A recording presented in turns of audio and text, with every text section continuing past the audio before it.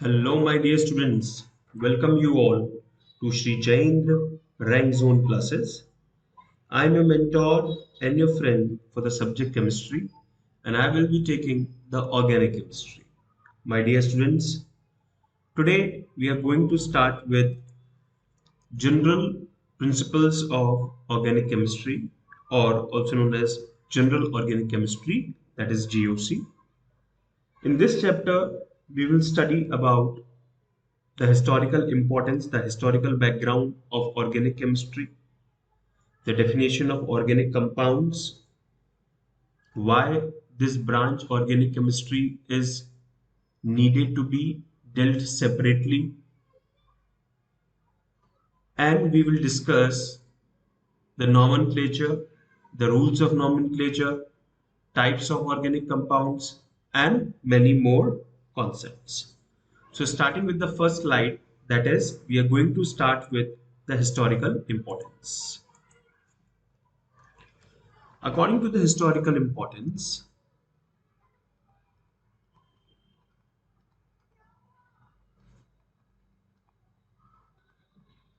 Berzelius, Berzelius,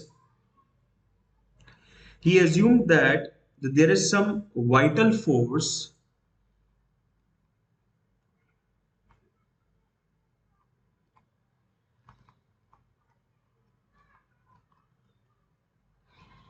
he proposed vital force theory.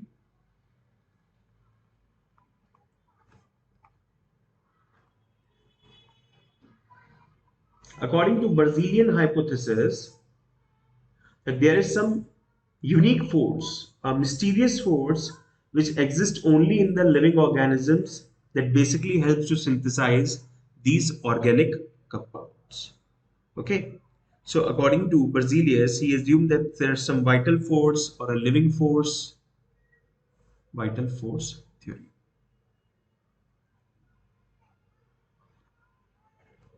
to produce organic compounds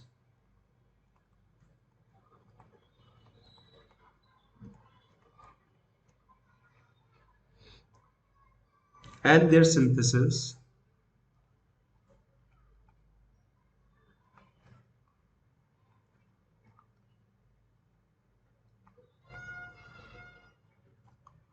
in the laboratory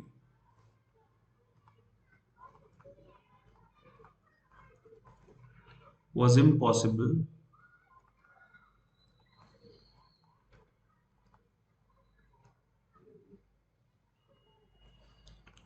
due to absence of the vital force. Okay, so this that was the Berzelian hypothesis. Okay,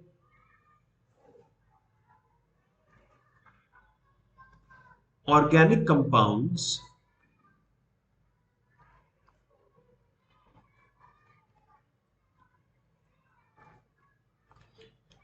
they're the compounds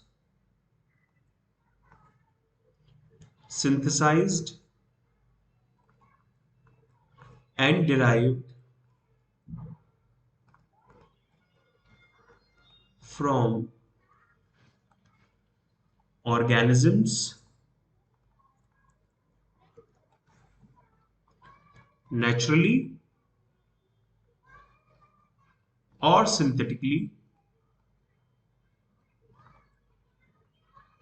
prepared from their dead remains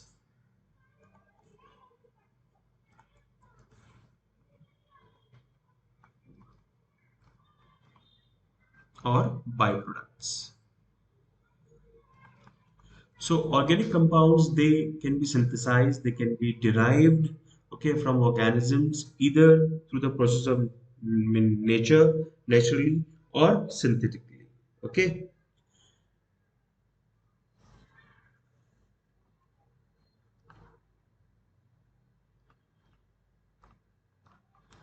Source of organic compounds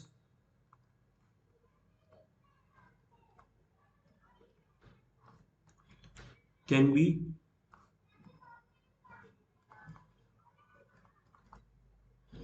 synthetic around 90%, okay, and natural we get only 10%, okay, through plants, animals, fungi, microbes, coal and petroleum, natural gas, petroleum products. So these are the different sources of organic compounds. Okay. So organic compound they are synthesized and derived from organisms either naturally or synthetically. Okay. Synthetically they are prepared from their dead remains or by the byproducts. Okay. Now,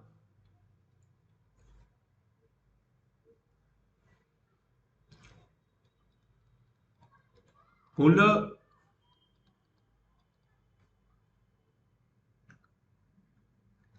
synthesized the first organic compound accidentally.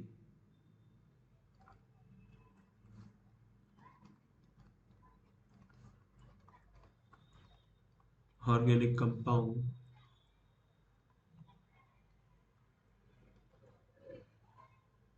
urea in the laboratory. The preparation of urea in the laboratory by Frederick Kohler actually proved as a major threat to Brazilian hypothesis of vital force theory. So first organic compound urea was synthesized in the laboratory by Frederick Kohler by heating an inorganic compound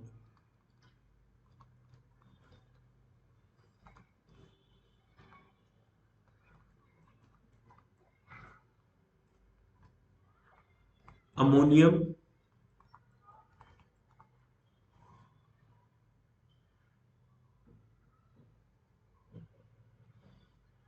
chloride and potassium cyanide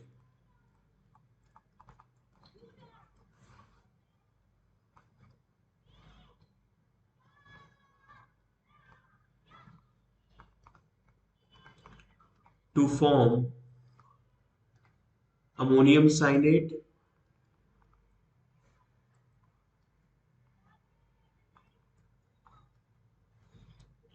which further heated to form urea.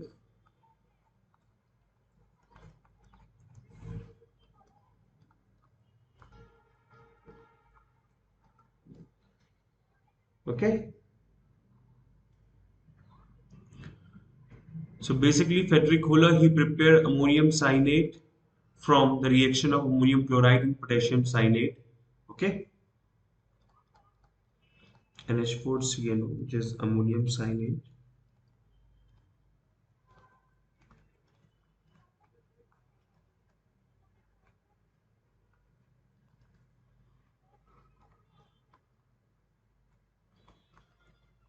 urea.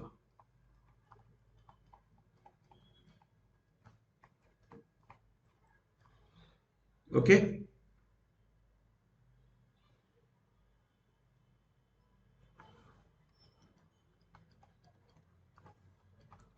in 1845, Kolbe synthesized acetic acid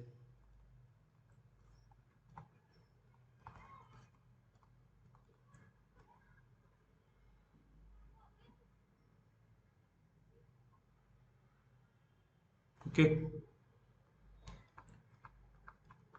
Berthelot synthesized methane. So they all prove the vital force theory wrong. Okay. The modern definition of organic compound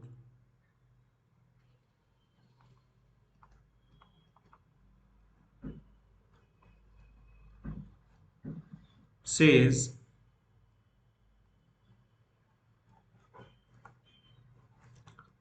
the modern definition of organic chemistry says, okay, that chemistry of carbon compounds, which includes all organic compounds, is basically known as what? Organic chemistry. Okay?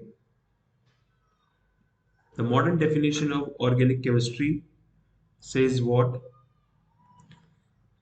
It is the branch of chemistry which deals with the most important study of most important constituent of organic compound, that is carbon. That is why carbon based compounds, they are known as what? Organic compounds, chemistry of carbon compounds. Okay.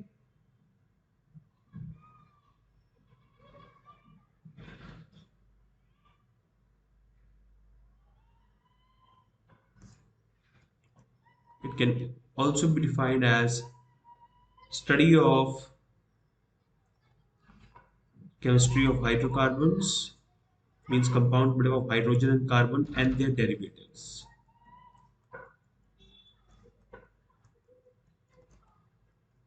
Derivatives. Okay.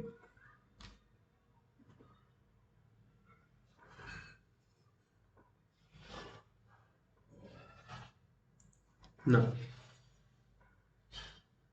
as organic chemistry, it basically is a separate branch of chemistry which deals with the study of carbon based compounds. So, what are the properties of carbon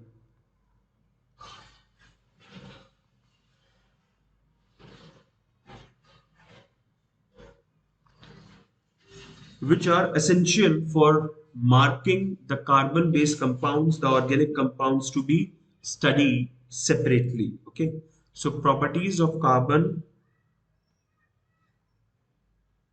are the justification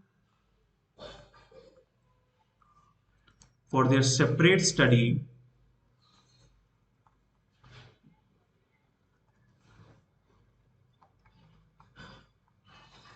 okay, in terms of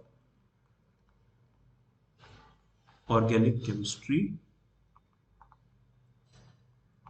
which includes the study of organic compounds.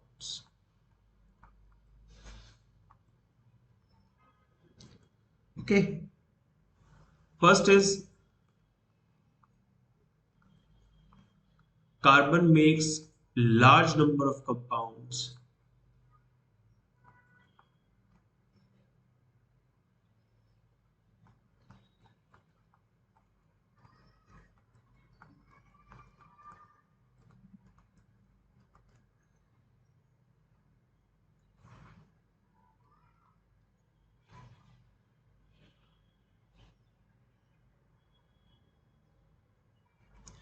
Carbon makes large number of organic compounds because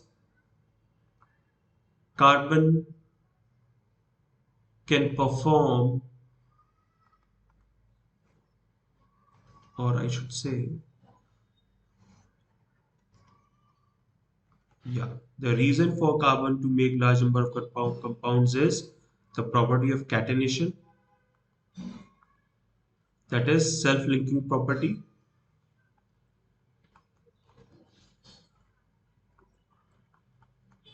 Carbon can combine with other carbon atoms to make long chains, whether branch or straight.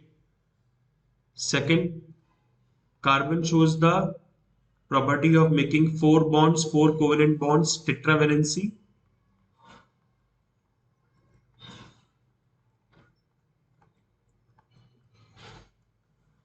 Okay.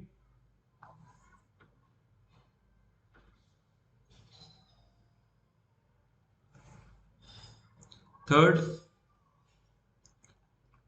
presence of p orbital helps carbon to make P pi multiple bond.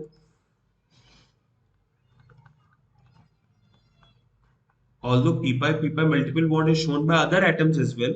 Okay, but this also helps to make carbon double bond carbon, carbon triple bond carbon, that is unsaturated hydrocarbons,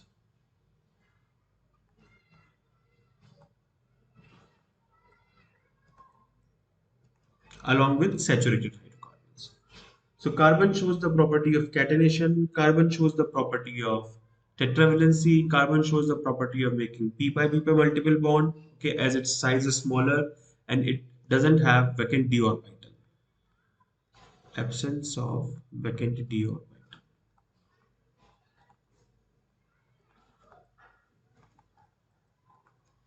Okay, it makes unsaturated hydrocarbons like carbon carbon double bond and carbon carbon triple bond.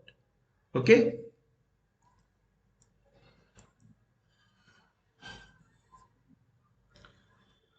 in case of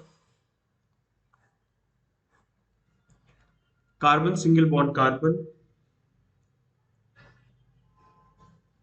silicon single bond silicon, sulfur sulfur single bond sulfur, which makes the catenation probably. Okay, phosphorus, nitrogen, and oxygen. The maximum bond energy is in case of carbon.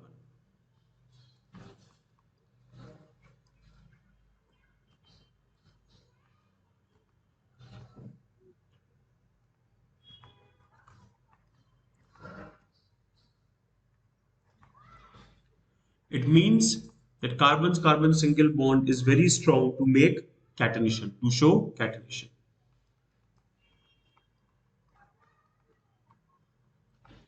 Carbon shows most stable catenation. Okay.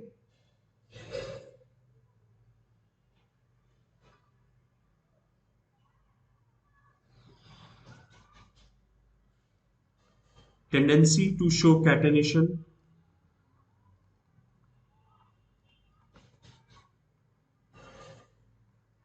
Follow the given order.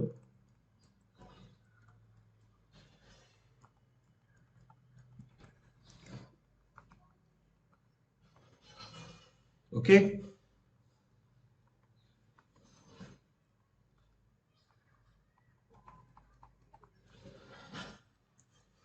This is the order. Okay. Decreasing order to decreasing order of catenation. Understood? Carbon is having strong ability to make covalent bonds. Okay, with the other atoms like hydrogen, oxygen, sulfur. Okay, the most stable bond which is made is the carbon hydrogen bond. The bond energy of carbon hydrogen bond is single bond I'm talking about 97. For carbon oxygen bond it is 86. For carbon carbon bond it is 83. For carbon chlorine bond it is 81. For carbon nitrogen bond it is 73. For carbon Br bond it is 68. This is bond energy in kilocalories. Okay, so you can see that carbon has the ability to form strong covalent bonds with different atoms like hydrogen, oxygen, sulfur. The carbon-carbon bond energy is approximately equal to the magnitude of bond energies between carbon and various other atoms. Okay, so the bond energy of carbon-carbon is approximately equal to the magnitude of bond energies between carbon and other atoms. Okay, that is 83. It is approximately equal to carbon oxygen bond length, carbon chlorine bond length, like that. Okay, now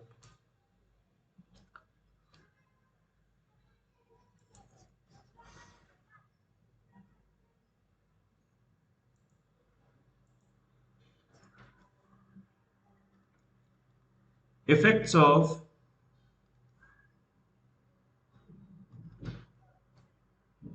hybridization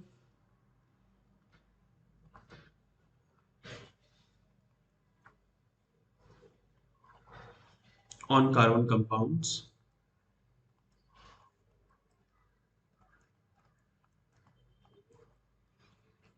As you know, carbon makes covalent bonds. Organic compounds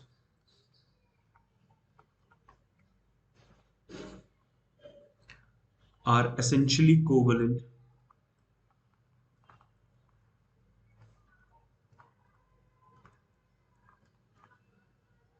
compounds, or they include covalent bonding. Okay,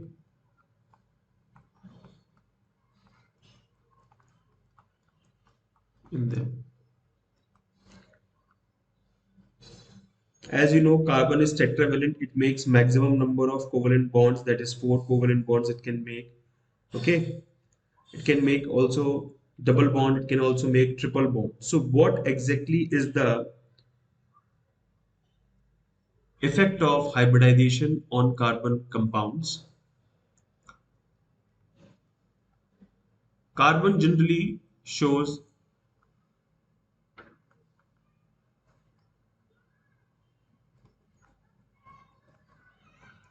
sp3 hybridization, sp2 hybridization, and sp hybridization. Okay.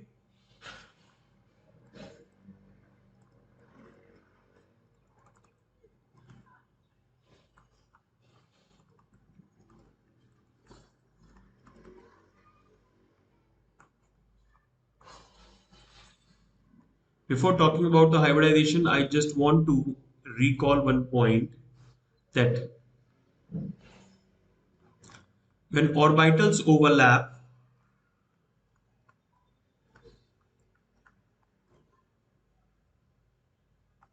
with their axis on the same plane,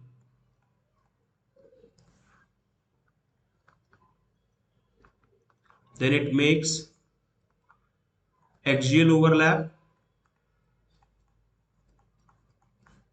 or end-to-end overlap.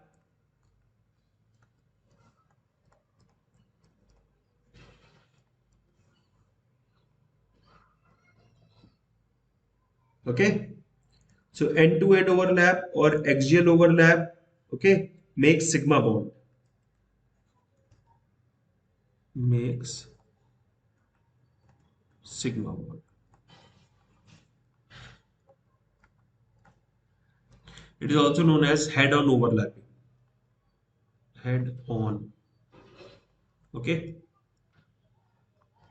When the planes are different,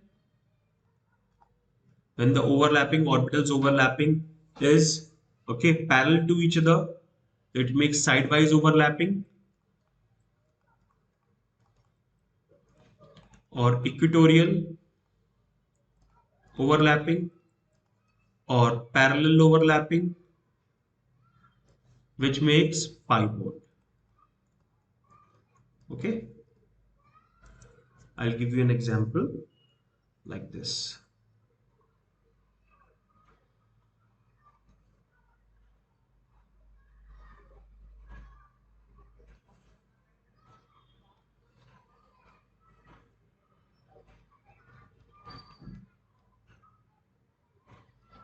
This is the overlapped area, and you can see the imaginary axis crossing through the planes of these orbitals is actually same. So that is the shape. You can see it comes to be sigma. You can see my cursor is going like sigma bond. Okay, the shape comes to be like sigma. Okay, when it is like this,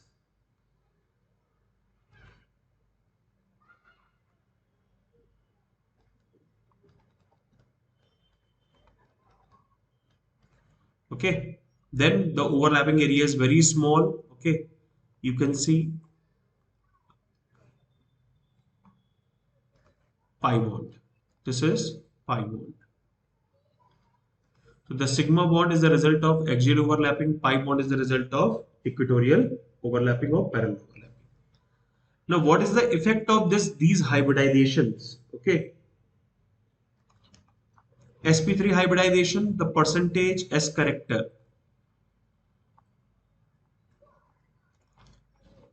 is 25%. Okay, and P character is 75%. In sp2 hybridization, percentage S character is 33.33%. P character is 66.66%. In sp hybridization, the percentage S character is 50%. P character is also 50%. So what is the effect of this percentage S character? Percentage S character, if it increases, it is directly proportional to the electronegativity of carbon.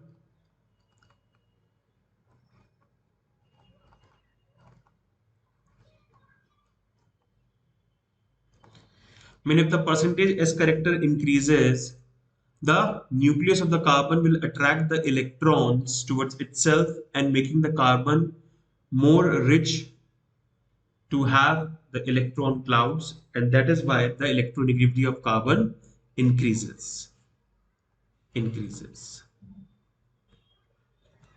So according to this, the sp hybridized carbon is more electronegative than sp2, which is more electronegative than sp3.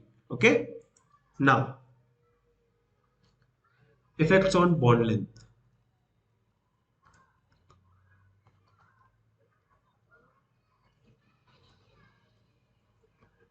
As you know, p orbital is bigger in size than s orbital.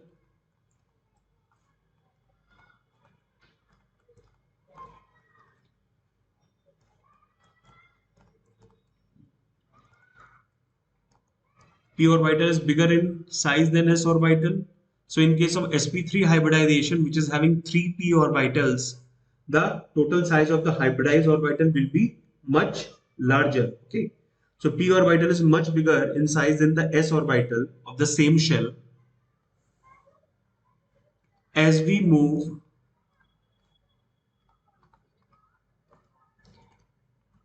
from sp3 to sp, the percentage p character decreases.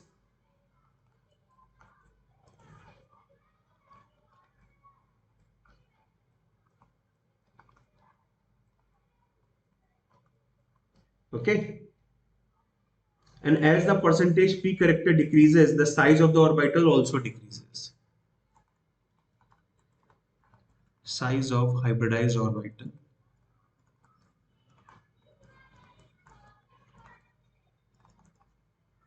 also decreases. It means a larger orbital will make a longer bond. That is why in case of carbon, which is sp3 hybridized,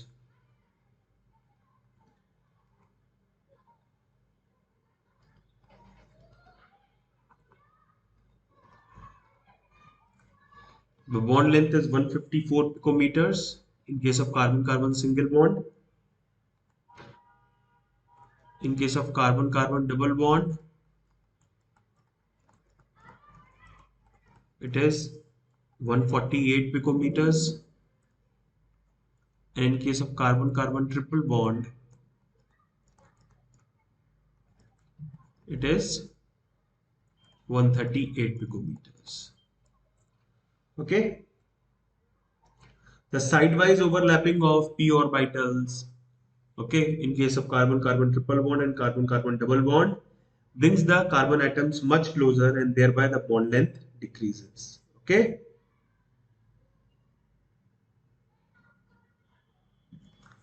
Now, because of sidewise overlapping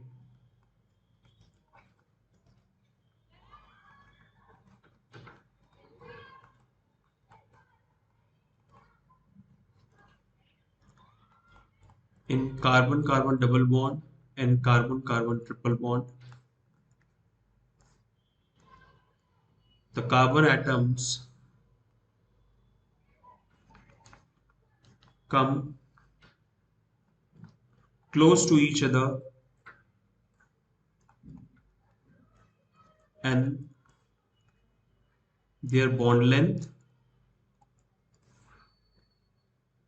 further decreases.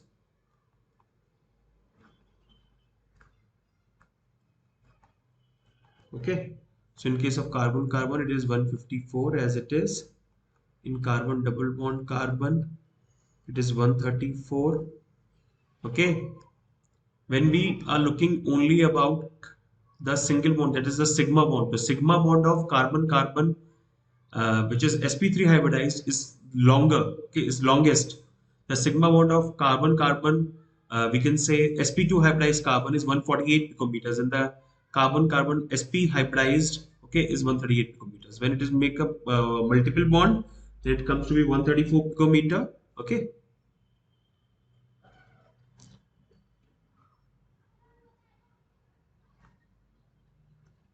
And then carbon-carbon triple bond, that is 120 picometers.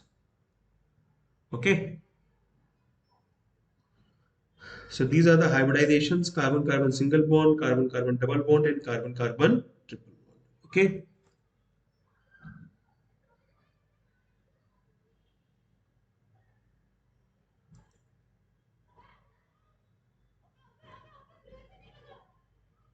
Now,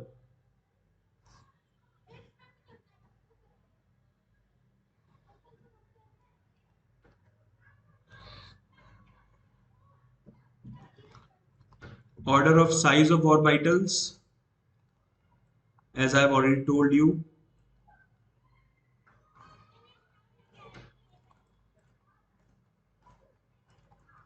as the percentage S character increases, the size of the orbital decreases. So sp orbital will be having the least size, okay, and sp3 will be the biggest. Okay. For sp3 hybridization, the shape comes to be tetrahedral. The geometry comes to be tetrahedral. Okay. Bond angle is 109 degrees 28 minutes. For sp2 hybridization, it is trigonal planar.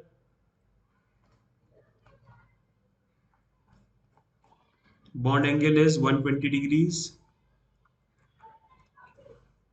For sp hybridization, it is linear. Bond angle is 180 degrees. Understood?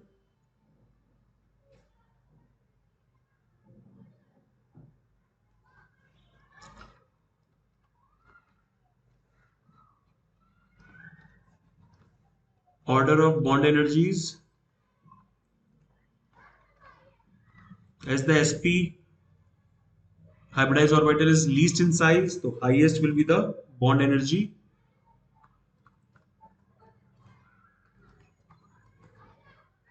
Triple bond, carbon-carbon triple bond, then carbon-carbon double bond, and then carbon-carbon single. This will be the order. Okay. So these are the orders of the bond energies, bond length. Okay.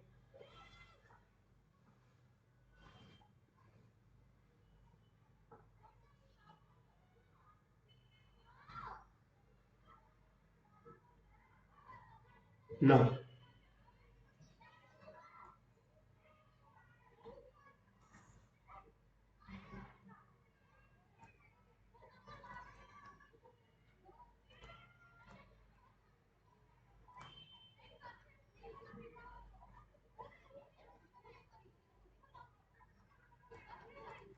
bond strength.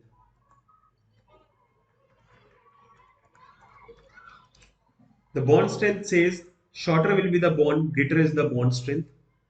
The bond length will be shorter and greater will be the bond strength. The sigma bond formed by the sp hybridized carbon is the shortest, and the sigma bond formed by the sp3 hybridized carbon is the longest, as we have seen. Okay, so carbon carbons for carbon carbon sigma bonds only, for carbon carbon sigma bonds only.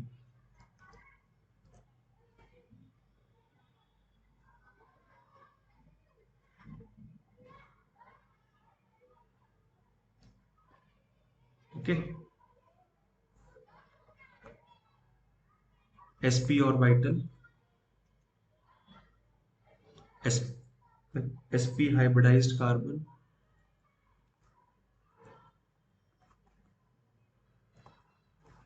has shortest sigma bond,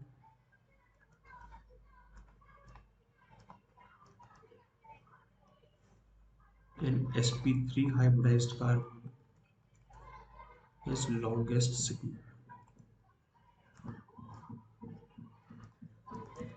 Electronegativities I have already explained to you. Okay, bond angles I have already explained to you. Okay,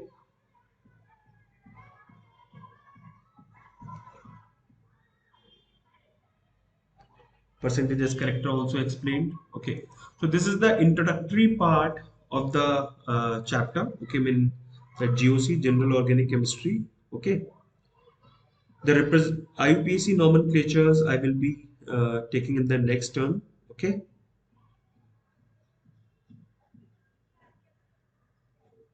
the properties like dipole moment, everything will be discussed in the next turn only. So till then, bye bye, take care, stay safe, stay healthy.